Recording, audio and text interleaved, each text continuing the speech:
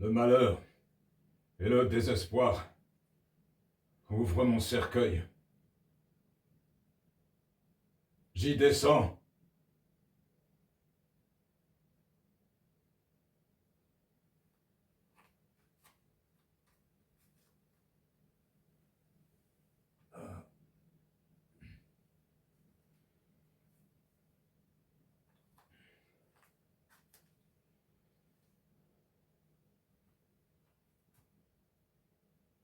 Un pauvre vieillard, accablé d'infirmité et de détention.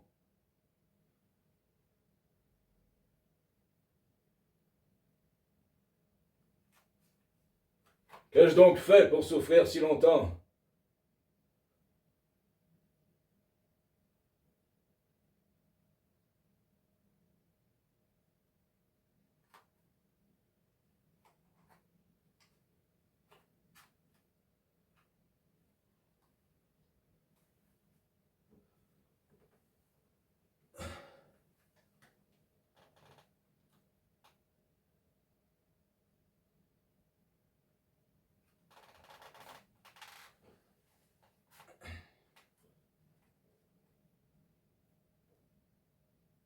Que mes persécuteurs prennent patience.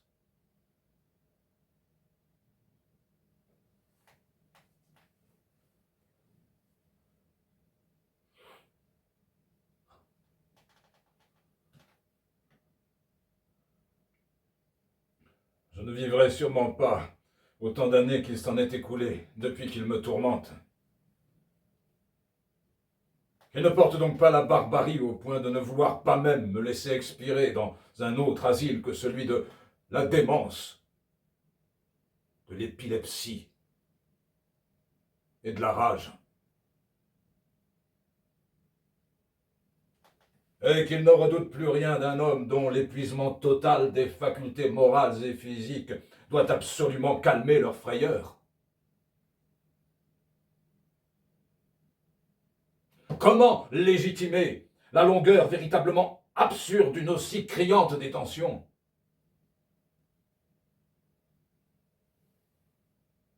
Longueur qui, faisant soupçonner d'autres crimes, déshonore à la fois et ma famille et moi.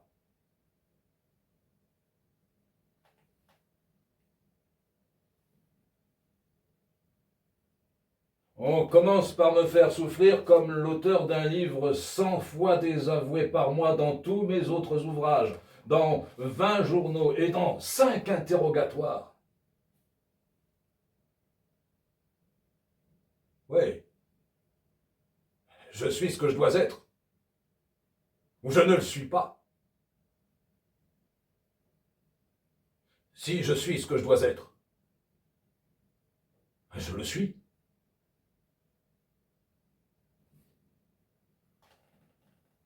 Mais sinon, pourquoi me tourmenter si on n'espère rien? Il n'y a que de la cruauté sans profit.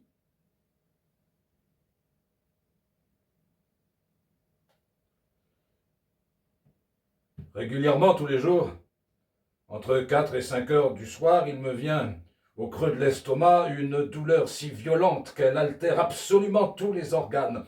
J'éprouve des spasmes, des espèces de petits frissons, beaucoup de bâillements, un dégoût, un abattement total.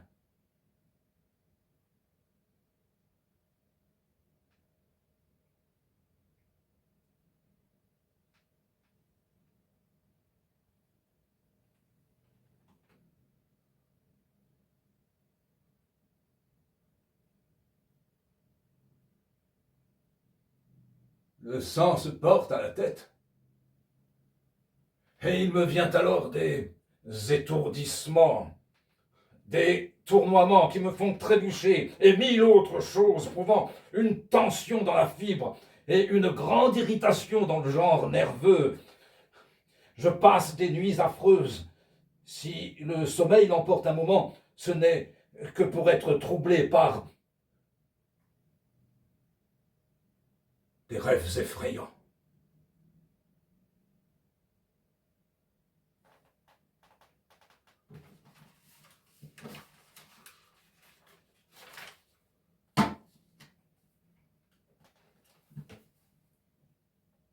Le matin, je suis abattu des douleurs de la veille.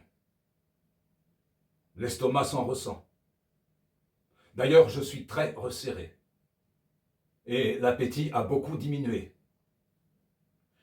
Il se joint à cela de fréquentes ophtalmies et j'ai absolument perdu l'usage de l'œil gauche. Je suis malade et il me faut des drogues que la maison ne fournit pas.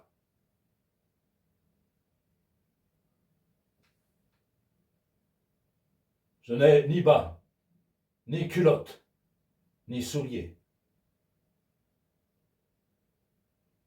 Je ne suis pas heureux.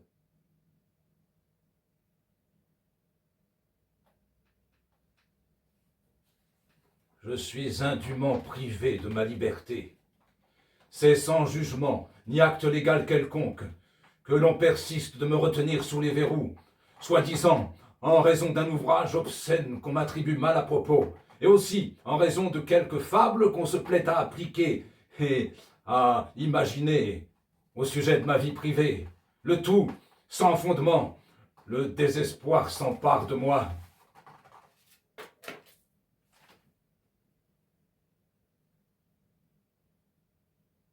Je suis englouti vivant.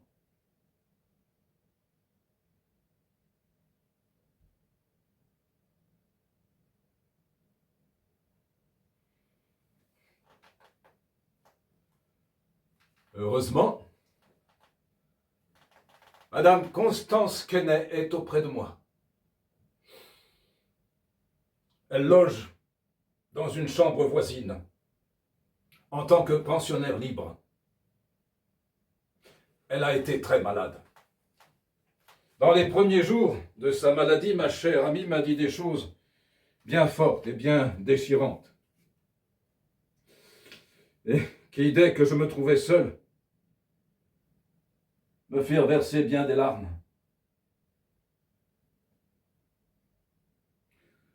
Un jour,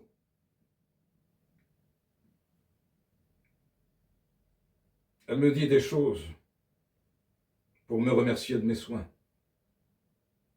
Et puis, me demanda, « Voulez-vous absolument que je vive ?»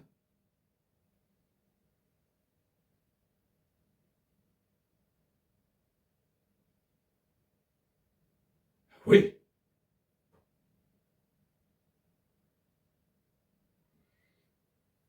La solitude dans laquelle m'a laissé Madame de Sade au sortir de la Bastille dut m'engager à me lier avec quelqu'un dont les soins remplacent ceux dont m'ont privé mon épouse. Pour attacher plus intimement à moi Constance, avec laquelle je me liais, je lui fis un contrat de 60 livres de rente progressive.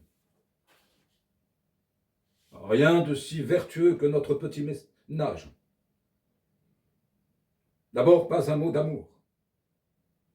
C'est tout uniquement une bonne bourgeoise et une honnête veuve, aimable, douce, spirituelle, qui a bien voulu se charger de ma petite maison. Elle mange avec moi la modeste pension que son mari lui a faite. Je la loge, je la nourris. Voilà le seul agrément actuel qu'elle y trouve.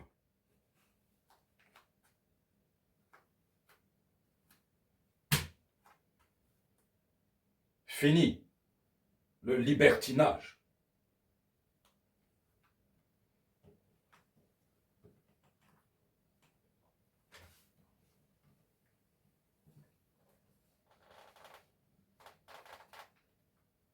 Tout cela me dégoûte à présent. Autant que cela m'embrasait autrefois. Ah, pensez à autre chose. Dieu merci. Et je m'en trouve 4 fois plus heureux, comme un bon gros curé dans son presbytère.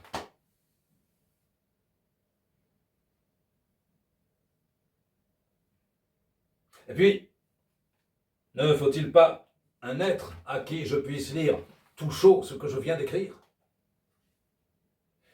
Eh bien, Constance remplit tous ces objets. C'est comme une mer.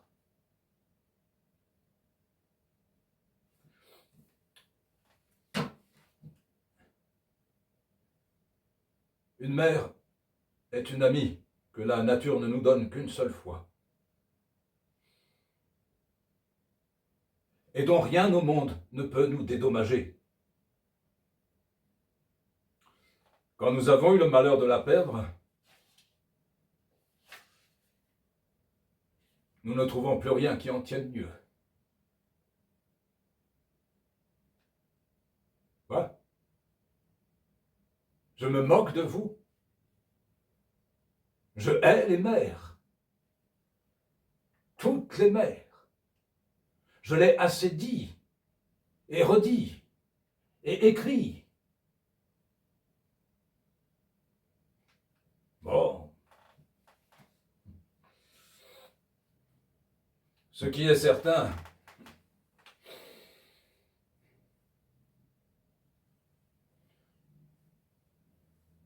c'est que le soutien constant de Constance m'a sauvé de la guillotine. C'est à elle d'ailleurs que j'ai dédié ma Justine. Il est faux, absolument faux, que je sois l'auteur de ce livre, Justine, ou les malheurs de la vertu, ce mauvais livre.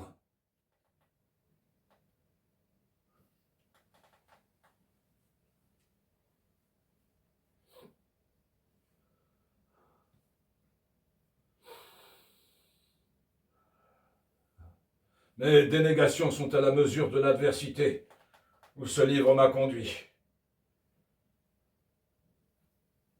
J'ai reçu une visite de la police à cause de lui, il y a quelques années déjà, en 1801 je crois. Le 5 juin, à 2 heures, entre chez moi Monsieur de Coulmiers, directeur de l'asile de faux de Charenton, suivi de 3 hommes de police, dont l'un était Véra, inspecteur général, qui me lut un ordre du préfet portant l'injonction de saisir tous mes papiers. Ce qui fut fait sans examen. Pendant qu'ils opéraient chez moi, ils opéraient de même chez Madame de Sade et lui prenaient tous ses papiers les plus utiles. Ils y prirent également ces manuscrits que j'avais faits et sauvés à la Bastille. Et ils emportèrent tout dans un fiacre.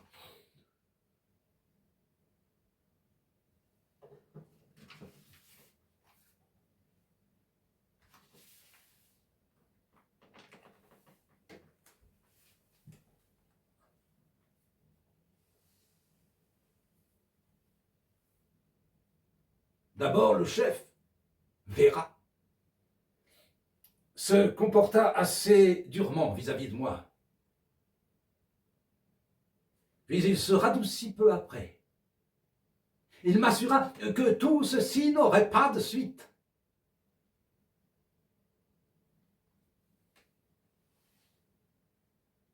Le jour même, on m'enferma ici.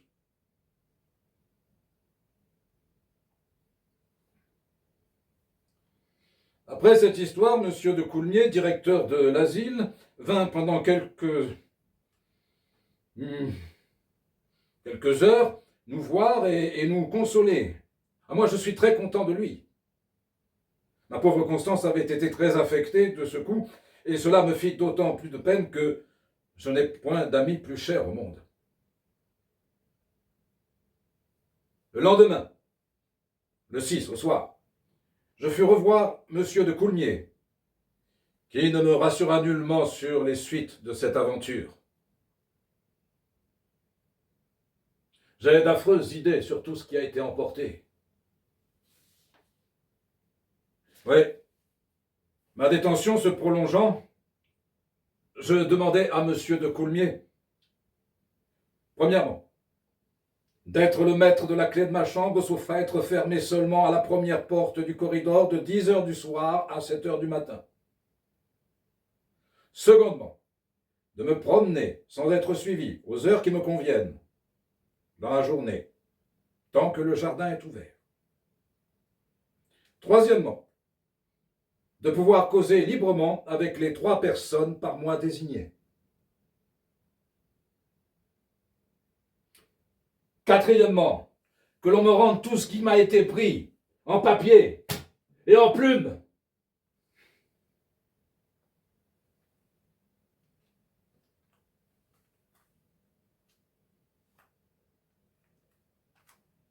Et, et, et,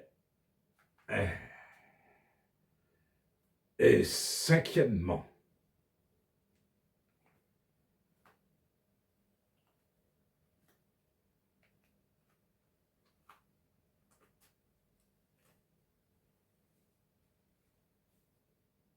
que l'on me construise en cet asile de fous de Charenton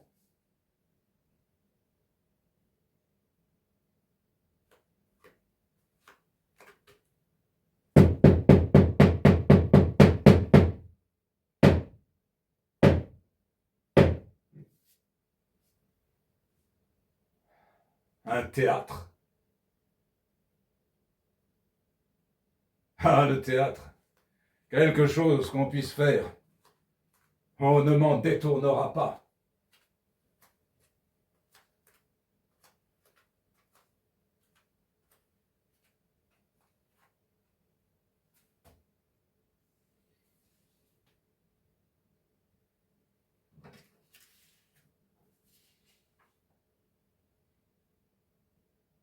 J'ai même dirigé des spectacles dans cet hospice de fous de Charenton. Des gouvernants fussent-ils venus me louer jusque depuis la Hollande et me remercier de mes peines, s'il se fût trouvé de l'immoralité dans cet amusement. L'eût-on souffert, autorisé, fréquenté 6 ans s'il eût été tel? Eût-on guéri près de 50 malades s'il eût ressemblé à cela? 2 membres du gouvernement sont venus ici et m'ont loué de mes soins pour la guérison des malades par le moyen des comédies. Ils ont voulu absolument que je montrasse les babioles faites par moi à ce sujet, et qu'ils ont approuvé, demandé et reçu avec reconnaissance. J'ai dans mon portefeuille plus de pièces que n'en ont fait une grande partie des auteurs vantés de nos jours, et des canevas préparés pour plus du double de ce que j'ai déjà fait. Si on m'avait laissé en repos, j'aurais eu 15 comédies de prêtres en sortant de prison.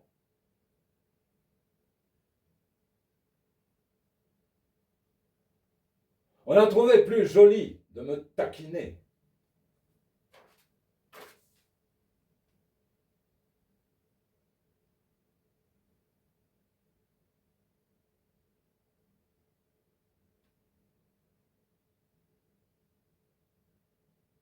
C'est l'avenir qui prouvera à mes bourreaux s'ils ont eu tort ou s'ils ont eu raison.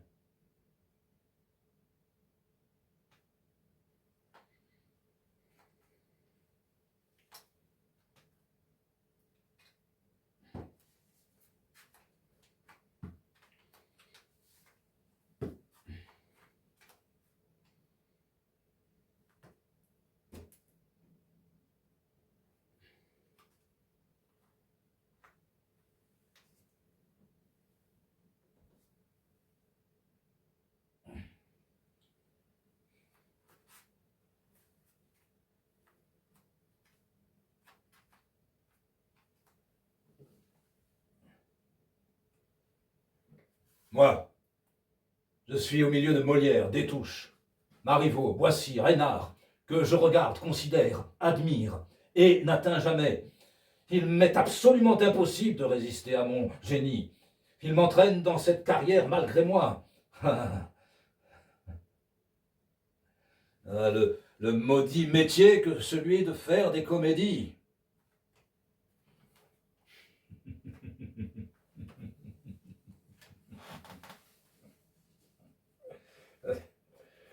Je me souviens du tapage affreux que ma pièce, Le Comte Oxtierne, ou les effets du libertinage, a occasionné. Ce tapage fut cause qu'il ne se donnait plus sous le même titre et que j'en ai retardé la représentation. Chaque fois, on s'y égorgeait. La garde et le commissaire étaient obligés d'être toujours présents chaque fois qu'on le donnait. À l'époque, j'ai mieux aimé suspendre.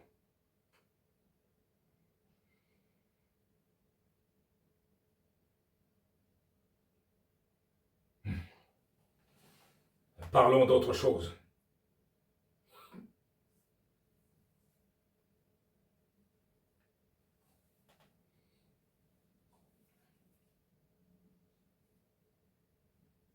Voilà.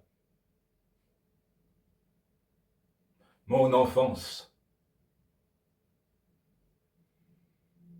Allié par ma mère à tout ce que le royaume avait de plus grand,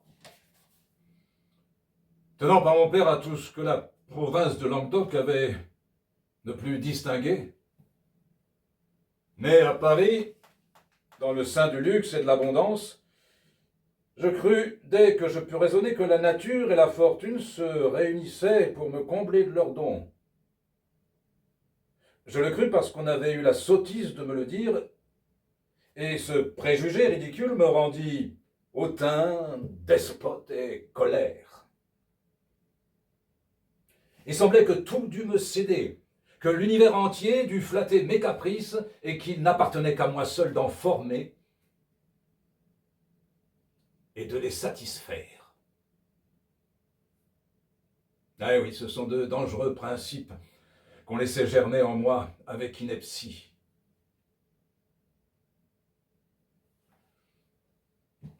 Élevé dans le palais du prince illustre auquel ma mère avait l'honneur d'appartenir, et qui se trouvait à peu près de mon âge, on s'empressait de me réunir à lui afin qu'en étant connu dès mon enfance, je puisse retrouver plus tard son appui dans tous les instants de ma vie. Mais ma vanité du moment, qui n'entendait encore rien à ce calcul, s'offensant un jour dans nos jeux enfantins de ce qu'il voulait me disputer quelque chose, et plus encore de ce qu'à très grand titre, sans doute, il s'y croyait autorisé par son titre. Oui, je me vengeais par des coups très multipliés, sans qu'aucune considération m'arrêtât, et sans qu'autre chose que la force et la violence puissent parvenir à me séparer de mon adversaire.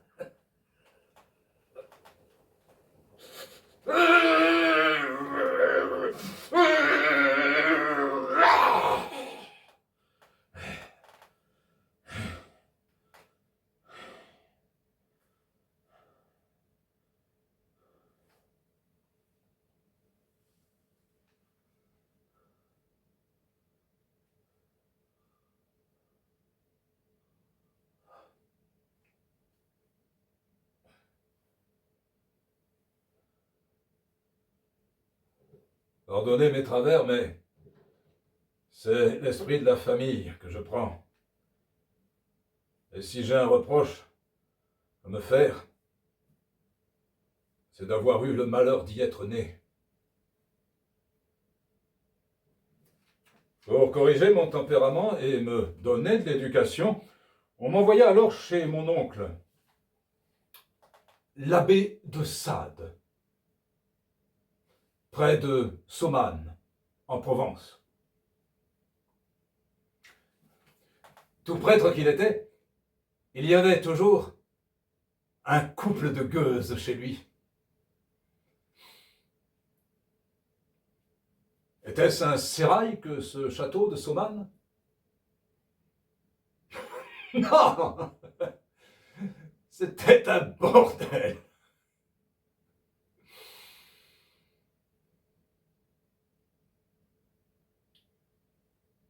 De 4 ans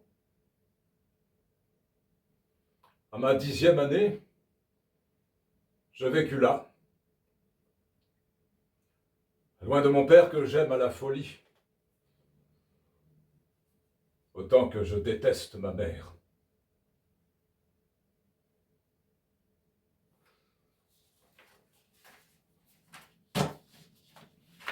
Cette prédilection n'a rien d'étonnant. Uniquement formés du sang de nos pères, nous ne devons absolument rien à nos mères. Elles n'ont d'ailleurs fait que se prêter dans l'acte, au lieu que le père l'a sollicité. Le père a donc voulu notre naissance, pendant que la mère n'a fait qu'y consentir. Eh oui, quelle différence pour les sentiments!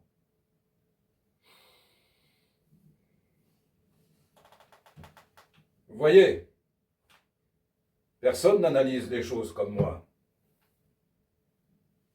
Que l'on m'écoute, qu'on m'entende, je ne demande que cette faveur. Ma façon de penser ne peut être approuvée. Que m'importe. Bien fou est celui qui adopte une façon de penser pour les autres. Ma façon de penser est le fruit de mes réflexions. Elle tient à mon existence, à mon organisation. Je ne suis pas le maître de la changer. Je le serai.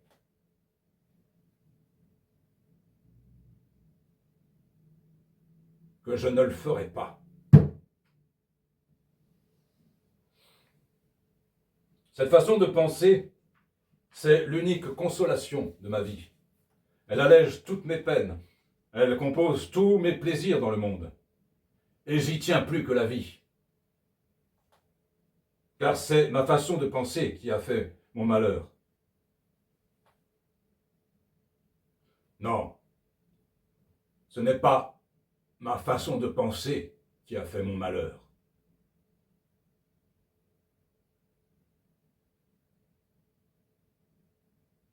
C'est celle des autres.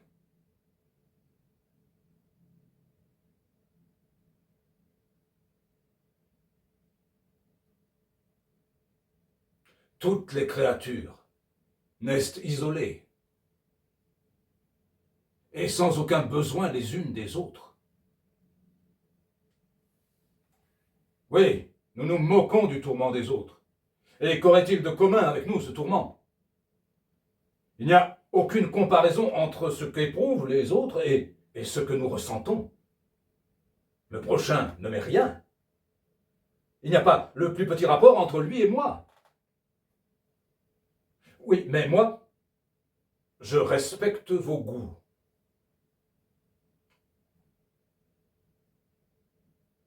Vos fantaisies. Je les trouve toutes respectables. Quelque baroques qu'elles puissent être.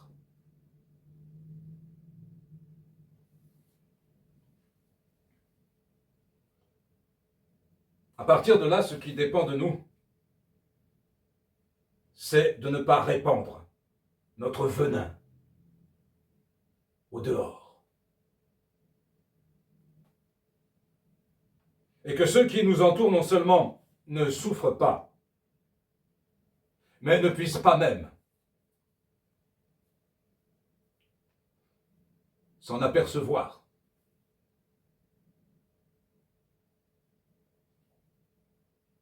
Des vertus, on ne s'en fait pas. Et on n'est pas plus le maître d'adopter dans ces choses-là tel ou tel goût qu'on est maître d'adopter en fait de système telle ou telle opinion, ou que de se faire brun quand on est né roux. Voilà mon éternelle philosophie. Et jamais je n'en sortirai.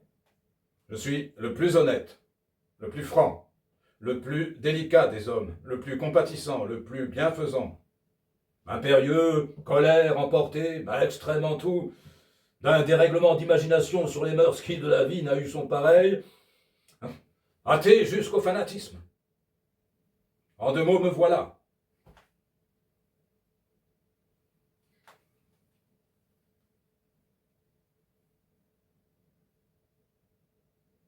Tuez-moi.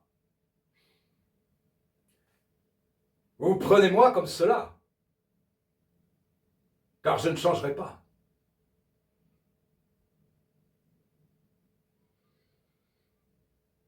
Est-il possible d'être assez barbare pour oser condamner un malheureux individu dont tout le crime est de ne pas avoir les mêmes goûts que vous?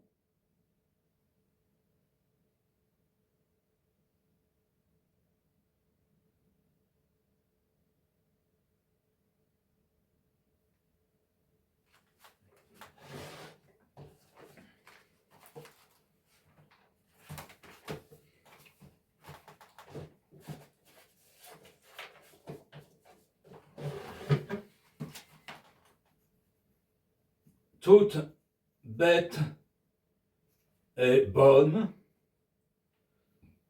quand elle tête bien. J'ai vu la baronne qui suçait son chien.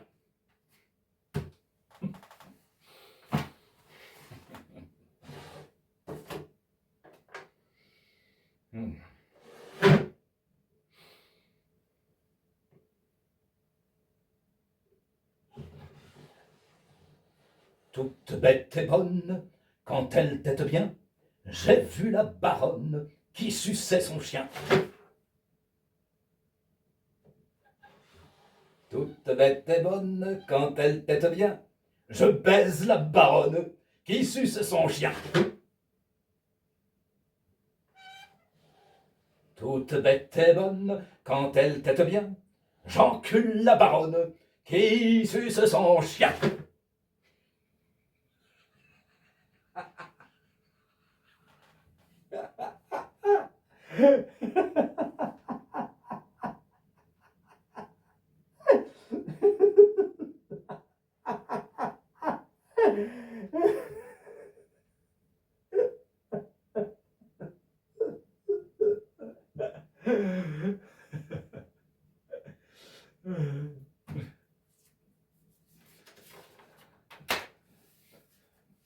Me voici depuis plus de 10 ans dans cet horrible lieu que l'hospice de fous de Charenton, un bâtiment obscur enfoncé dans la terre jusqu'au comble, disposé de façon à ce que jamais l'on ne puisse en raréfier l'intérieur, à ce que jamais les sanglots ou les cris des prisonniers qu'on y détient ne puissent être entendus de personne.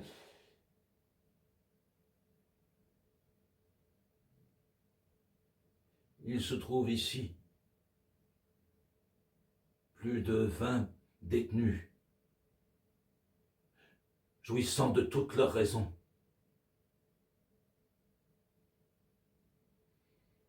Oubliés depuis des siècles dans cet asile du malheur. Et qu'on ose pour combler et doubler l'horreur de leur position, confondre, assimiler avec des fous, des frénétiques, des gens attaqués de l'épilepsie, qui les empestent, qui les corrompent, qui les battent, sans que jamais ils aient d'autre satisfaction que de s'entendre dire qu'ils peuvent se réfugier au fond de leur cachot si cette société leur déplaît.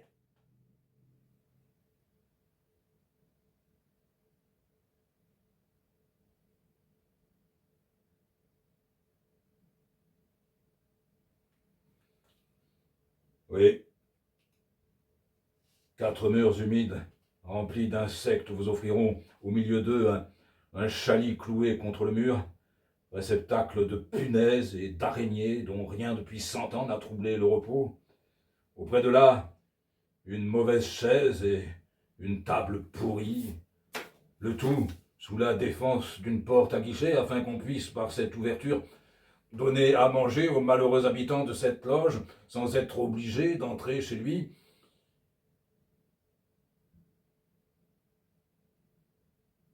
Une lucarne, droite, étroite, le plus souvent dépourvue de vitres.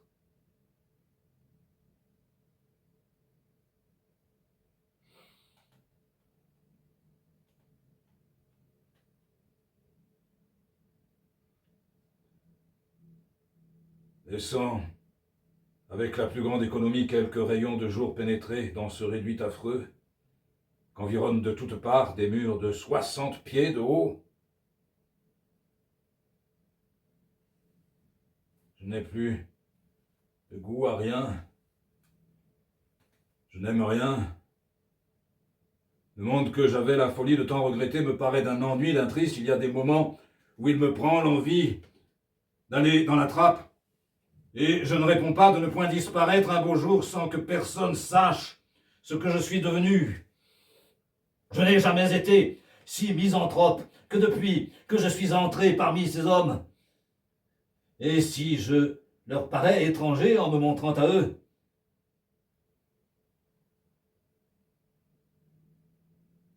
ils peuvent être bien sûrs qu'ils produisent sur moi le même effet.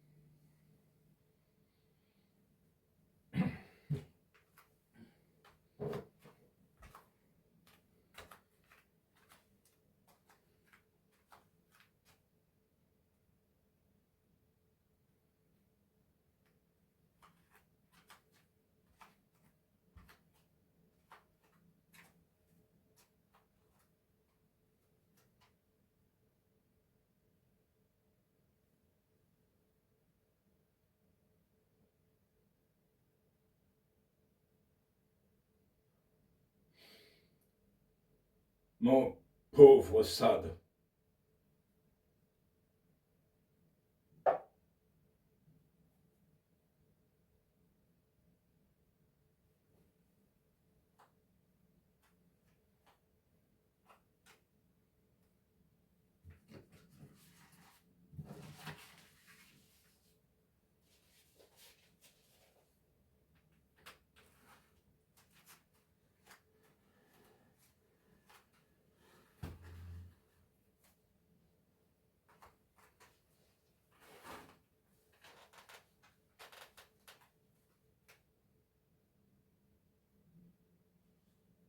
Après ta mort, tes yeux ne verront plus, tes oreilles n'entendront plus. Du fond de ton cercueil, tu ne seras plus le témoin de ces scènes que ton imagination te représente aujourd'hui. Tu ne prendras plus part de ce qui se passera dans le monde. Tu ne seras pas plus occupé de ce qu'on fera de tes cendres que tu ne pouvais l'être la veille de ta naissance, de la sorte d'organe que tu allais recevoir de la nature? Tes idées périront avec toi.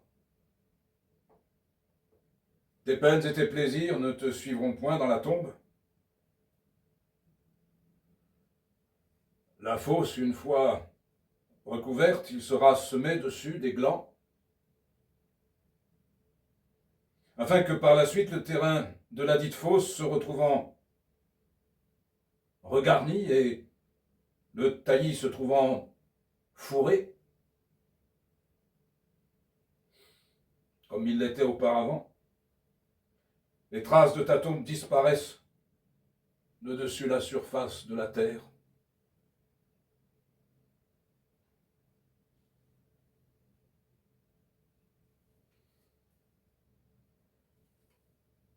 Je me flatte que ma mémoire s'effacera de l'esprit des hommes, excepté du moins du petit nombre de ceux qui ont bien voulu aimer ma personne jusqu'au dernier moment.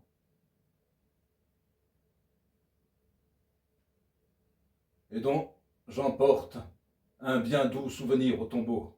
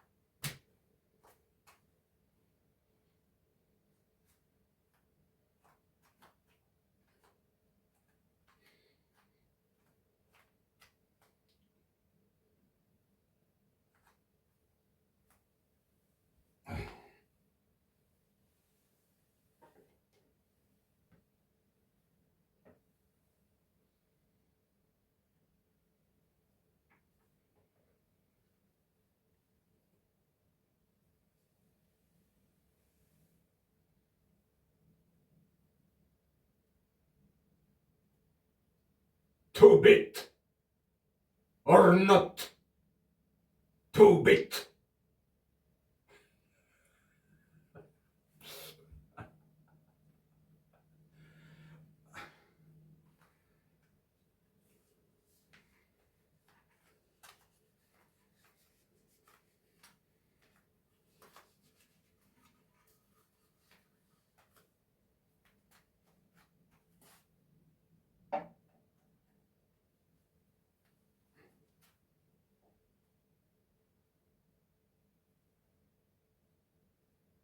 To bite or not to bite.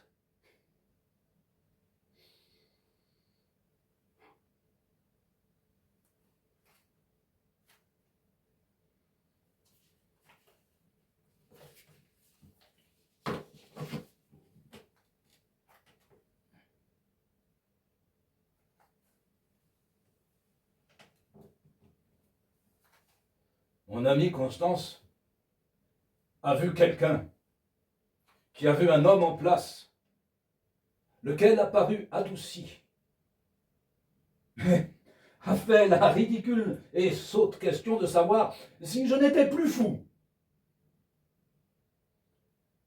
Attendu qu'il fallait l'être pour avoir fait le livre qu'on m'attribue. Et que je n'ai pas écrit!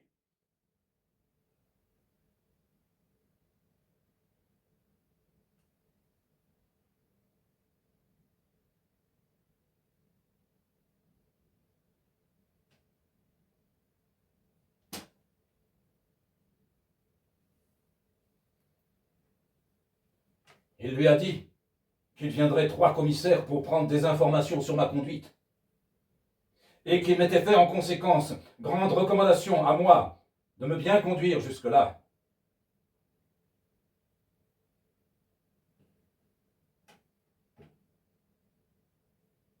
Mais j'ai peur que tout cela ne soit qu'une farce.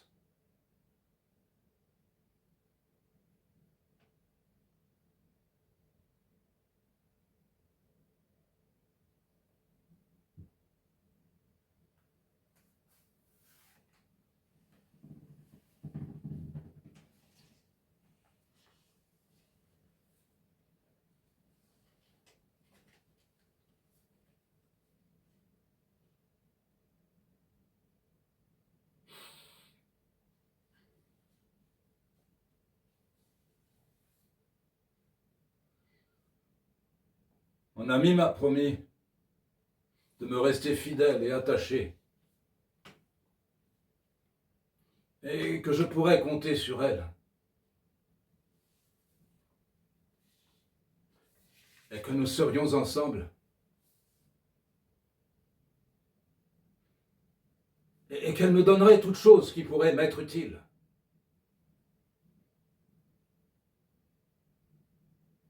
Elle m'a dit encore qu'elle me donnerait une paire de bas pour le jour de l'an.